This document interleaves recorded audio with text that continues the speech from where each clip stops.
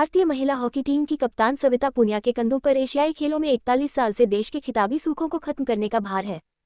महिला hockey team ने पिछली बार इन खेलों में स्वर्ण पदक 1982 में जीता था और तब टीम पहली बार इन खेलों में खेली थी।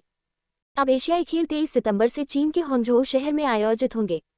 सविता ही नहीं, टीम की अन्य खिलाड़ी भी इन खेलों में देश को स्वर्ण जीतने के लिए कोई कसर नहीं छोड़ना चाहती हैं।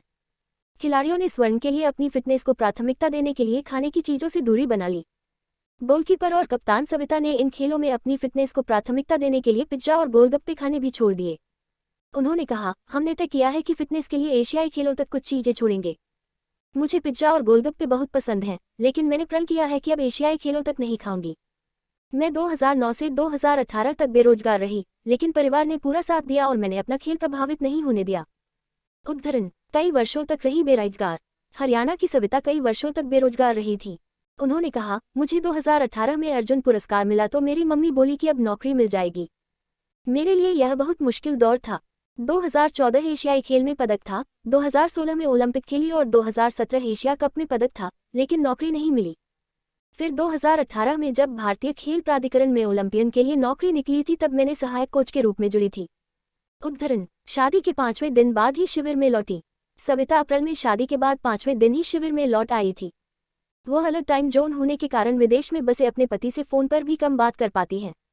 उन्होंने कहा, इस साल 5 अप्रैल को मेरी शादी हुई थी, लेकिन उसके बाद से 7 दिन ही पति के साथ रही हूँ। शादी के 5 दिन बाद ही मैं शिविर में आ गई थी। मैंने उनसे पति कहा है कि मैं बात करने की जिद भी करूं तो आप याद दिलाओगे कि फ़ोन बंद करना है, क्योंकि अगले दिन सुबह अभ्यास होता है। कई बार बहुत बातें करने का मन करता है, लेकिन खुद से वादा किया है कि एशियाड तक ऐसा नहीं करना है। उद्धरण, हरियाणा की मिडफील्डर नेहा गोयल ने अपनी मां को 800 रुपये के लिए महीने भर साइकिल की फैक्ट्री में दिन रात मजदूरी करते देखा। उन्होंने कहा कि परिवार को इस हालात से बाहर निकालने के लिए हॉकी का खेल जरिया बना। उन्होंने कहा, स्कूल में जूते और कपड़ों के लिए मैंने हॉकी खेलना शुरू किया था। मेरी मम्मी और हम सभी साइकिल के पहिए पर तार बांधने का काम करते थे और 100 तार बांधने पर 3 रुपये मिलते थे। महीने के 800 या 1000 रुपये मिलते, जिससे घर चलता था। उन्होंने कहा, मुझे अभ्यास के लिए गांव से 10 किलोमीटर दूर जाना पड़ता था और ऑटो के 20 रुपये मांगने में भी शर्म आती थी। नेहा को 2015 में रेलवे में नौकरी मिली, जिसके बाद उसने बहनों की शादी कराई और अपनी मां का काम करना बंद कराया। नेहा ने कहा, मैंने तय किया है कि एशियाई खेलों तक कोई जंक फूड नहीं खाऊंगी। मुझे पिज्जा पसंद है, लेकिन अब खेलों के बाद ही खाऊंगी। उद्धरण, झारखंड के खूंटी जैसे नक्सल प्रभावित आदिवासी इलाके से आई अनुभवी डिफेंडर निक्की प्रधान के पास इतने पैसे भी नहीं थे कि वह हॉकी स्टिक खरीद सके, लेकिन उन्होंने हार नहीं मारी और बांस को छीलकर स्टिक बनाई व खेलना शुरू किया।